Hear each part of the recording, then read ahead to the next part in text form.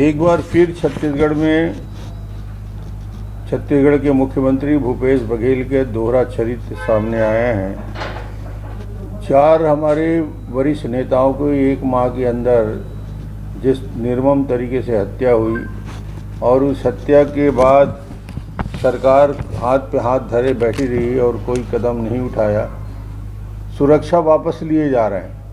जितने पूर्व विधायक, पूर्व सांसद हैं और जितने बस्तर के हमारे वरिष्ठ नेतागण हैं जिनको क्षेत्र में घूमना पड़ता है, उन सब की सुरक्षा व्यवस्था धीरे धीरे समाप्त कर दी गई। यहाँ तक कि जब वो अपनी सुरक्षा के खतरा के बारे में लिख के जानकारी देते हैं, जैसे अभी नारायणपुर की घटना में स्पष्ट रूप से जब मैं उनके परिजनों से मिलने गया था तो वहाँ पे पता चला कि इन्होंने सुरक्षा की मांग की थी और शंका जाहिर किया था।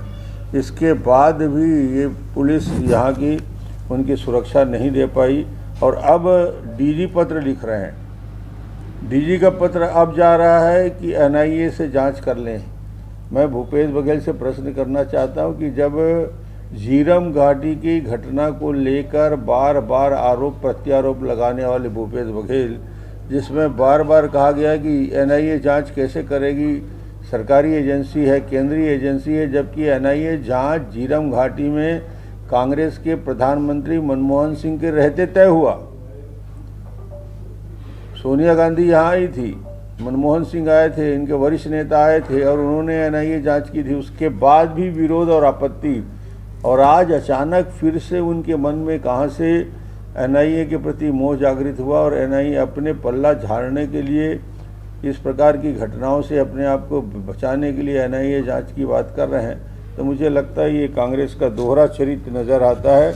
और आज जिस प्रकार के हालात छत्तीसगढ़ में दिख रहे हैं, भूपेश के राज में लूट और कांग्रेस में फूट साफ दिख रहा है। लूट और फूट इसलिए बोल रहा हूँ कि एक तरफ लूट मची हुई है पूरे कांग्रेस के इस भूपेश सरकार में, जिसके प्रमाण रोज़ पेपर में रंगे हुए हैं कि जिस प्रकार कोल माफिया यहाँ पे सक्रियता से काम कर रहा है, कितने लोग अरेस्ट हो गए।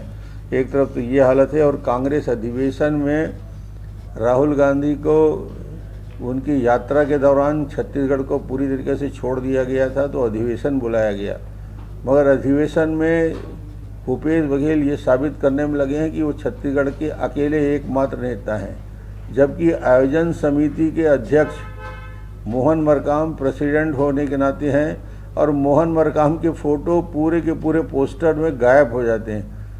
कांग्रेस की यह हालत है कि आज कांग्रेस के आदिवासी नेताओं का कितना सम्मान है कि मोहन मरकाम का फ़ोटो उसी तरह बाद में चिपकाया गया है। जिस प्रकार संगठन में आज उनकी स्थिति है वो इस बात को इंगित करता है। मुझे लगता है कि ये भूपेश बघेल चाहते हैं कि राष्ट्रीय पदाधिकारियों की बैठक में वो साबित कर दें कि छत्तीसगढ़ में न टीएस सिंहदेव का अस्तित्व है, न मोहन मरकाम है, न कोई है। कोई एक नेता है तो अकेला भूपेश बघेल है। जो भूपेश बघेल छोटी छोटी बातों पे बड़ी बड़े बयानबाजी ज़रूर करते हैं हेलीकॉप्टर में बैठने के पहले, मगर मूल मुद्दों से बचते क्यों हैं? मेरा प्रश्न मूल मुद्दों को लेकर है जो छत्तीसगढ़ के आम आदमी के जीवन को प्रभावित कर रहा है। 16 लाख आवासहीन जिनके आवास छीने गए हैं, वो प्रश्न कर रहे हैं भूपेश बघेल से और जवाब मांग रहे हैं कि 16 लाख आवास छीन कर न केवल ग्रामीण अर्थव्यवस्था की रीढ़ तोड़ दी है, बल्कि 16 लाख लोगों के मकान छीनकर एक अपराध किया है। इसका जवाब कब देंगे भूपेश बघेल? क्यों 16 लाख लोगों के लिए आवास नहीं छीने? क्यों रेडी टू ईट के 50,000 बहनों के रोजगार छीन लिया गया? इसका क्या जवाब दे सकते हैं? 4 माह से वृद्धावस्था, विकलांग, निराश्रित पेंशन बंद है, इसके लिए उनके पास क्या जवाब है? सहायक शिक्षक, आंगनबाड़ी कार्यकर्ता समेत जो आंदोलनरत कर्मचारी हैं, उनकी बातों का जवाब देने का उनके पास फुर्सत नहीं। इस प्रकार पूरी छत्तीसगढ़ की सड़कें गड्ढों में परिवर्तित हो गई है। उस गड्ढे के पाटने के लिए नई नई एजेंसी तय कर रहे हैं। बजट में प्रावधान नहीं रखा गया है।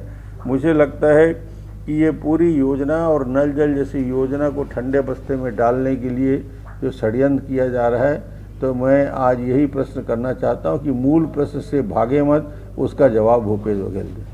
सर इसी में ये कह रहे हैं कि भाजपा ने जो 16 लाख आंकड़े बताए हैं वो आंकड़े कहाँ से आए? आंकड़े आते हैं जो गवर्नमेंट ऑफ इंडिया स्वीकृति देता है। गवर्नमेंट ऑफ इंडिया ने जो स्वीकृति दी और जो पत्र माननीय मुख्यमंत्री को लिखे हैं, माननीय मुख्यमंत्री को दो हमारे मंत्रियों ने, पंचायत मंत्रियों ने 2011 के आंकड़ों के आधार पे जो छत्तीसगढ़ को स्वीकृत 11 लाख थे पहले किस्त में, और 11 लाख में जो स्वीकृत केस थे जिसमें से उन्होंने पैसा जो दिल्ली से आ चुका था, दिल्ली से आने के बाद भी उस पैसे का उपयोग नहीं कर सके, और बाद के वेटिंग लिस्ट मिलाकर यदि पूरा तय करें तो पहले दिन से लेकर आखिरी दिन तक ये आवास की संख्या 16 लाख होती है। 16 लाख में 10-20 कम भी कर लो भाई, मगर आज 16 लाख की बात है। यदि आंकड़े में संख्या कम है तो 14 लाख हो सकता है, मगर आंकड़े 16 लाख निश्चित है, और उस आंकड़े के जाल में ज़्यादा पड़ने की ज़रूरत नहीं है। सवाल इस बात का है कि आवास को कब तक, भूपेश बघेल की सरकार के 8 महीना बाकी हैं, ये आवास क्या मिलेगा नहीं मिलेगा, एक बार अंतिम बोल दें, दोनों हाथ उठा के माफ़ी मांग लें हाथ जोड़ के कि मैं नहीं दे सकता।